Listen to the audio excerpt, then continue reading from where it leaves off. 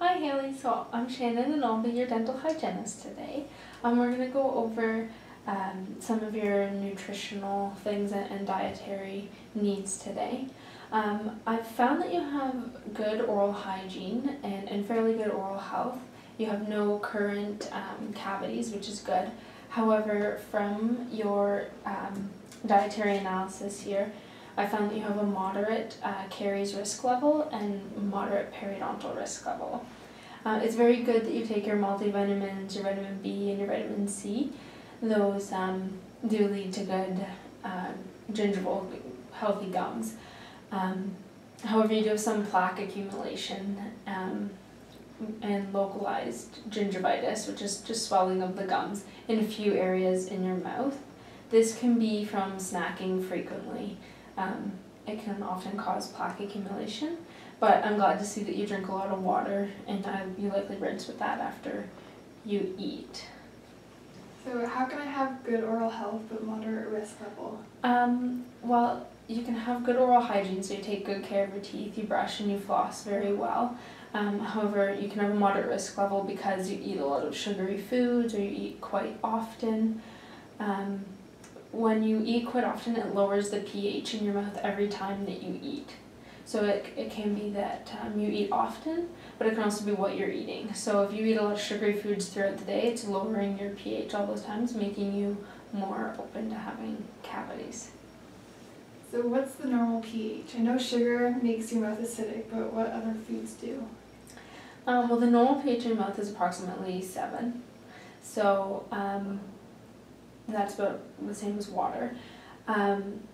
It's like fruits, for example, like apples, they're acidic. They have natural sugars in them, so they also have a lot of nutrients, and they're good for your oral health and overall health. But every time you eat an apple, it's acidic, and it can wear away your enamel slightly.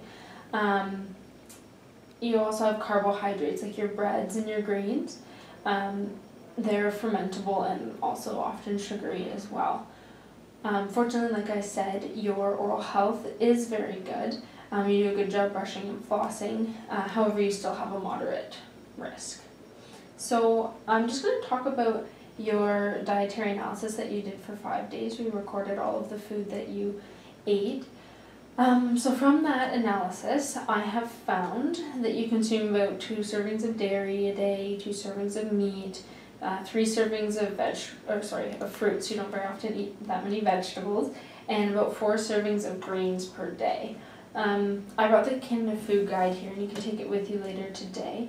It suggests that you consume, we're looking right in here, that you consume the correct amount of meat here and milk and alternatives as well.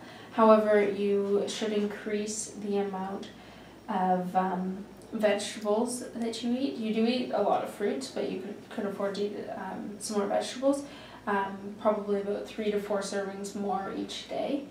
And same with the greens, you could afford to eat about 2 servings more a day.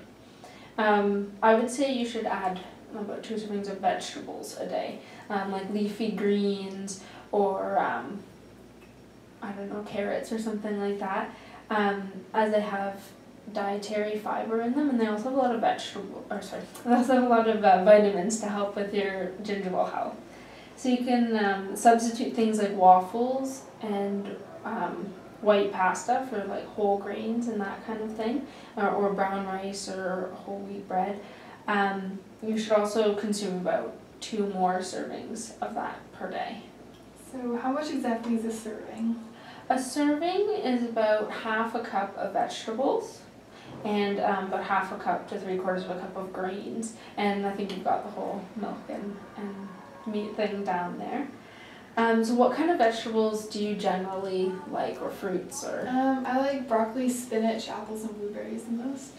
Okay, so I think that you should try and consume about maybe a serving of broccoli every few days, like 3 times a week or so, and you can maybe have spinach salad or something like that in your days off. Blueberries and apples are both very nutritional. However, it would be best if you rinsed with water after, just so that they don't lower the pH too much. I also see that you eat a lot of cheese, which is good, and you eat a lot of yogurt as well to get in your get in your dairy. Maybe you should try substituting the cheese a little more often for the yogurt, just because the yogurt does have the fruit and a lot of sugar in it.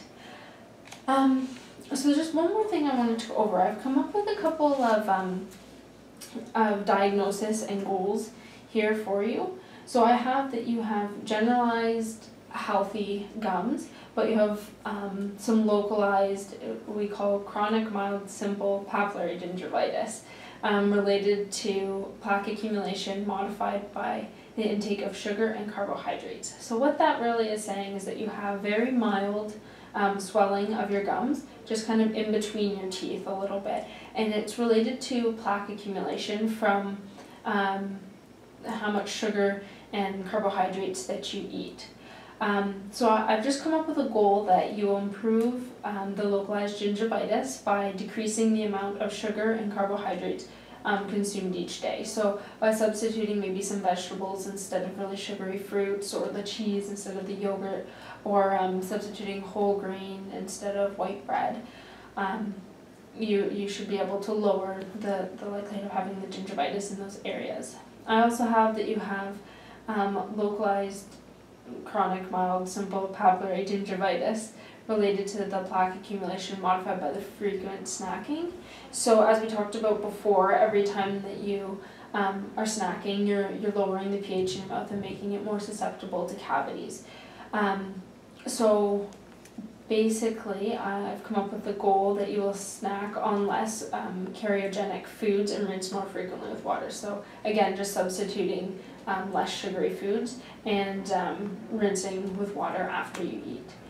So related to that, I've also come up with a few interventions. So I'm going to be debriding and deplaquing your teeth. So I'm going to be using my instruments to remove the plaque that's present and the calculus that's present. From there, I'm going to do some fluoride to prevent the cavities, which is caused by the snacking, and it'll help remineralize your enamel from any acidic or sugary foods. I'm also going to, I can show you right now actually, this is how dental caries is formed, so how a cavity is formed. So you have your sugary foods or your fermentable carbohydrates, and then you naturally have bacteria in your mouth, and this forms an acidic compound. So when you have that acidic compound on the tooth surface, it can cause decay of the enamel and eventually right into the tooth, and you'll have a cavity. So, is that all okay with you? Do you have any questions about that? So with the gum, would sugar-free gum be better? Yes, so it would be better to have sugar-free gum. I know there's a little compromise in consistency and taste, but it would be better for you opposed to having sugar-full gum. So overall, you eat fairly well, but with the recommendations that I pointed out for you today, you should have increased energy, better overall health, and some improvement in your oral health. And I'm also going to give you this, the food guide to take home with you today. There is some suggestions in here about serving sizes and about things that you can substitute.